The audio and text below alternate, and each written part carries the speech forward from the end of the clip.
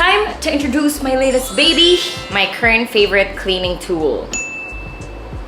This is the ROIDMI X30 VX vacuum cleaner. Actually, hindi lang siya vacuum cleaner. It's a cordless, all-in-one vacuum and wipe cleaner with self-cleaning features. So, it's really everything that you'll be needing in one cleaning tool. Now, for me, I know I love and enjoy cleaning, but I do understand that a lot of people, including me, we don't have all the time in the world to clean because we have work or school, and sometimes it can feel like a chore if you don't have the right cleaning tools. When I started using this ROIDMI vacuum cleaner, I realized that lahat ng kailangan ko nandito na sa vacuum cleaner because may mop na siya. You can even remove this one and make it handheld.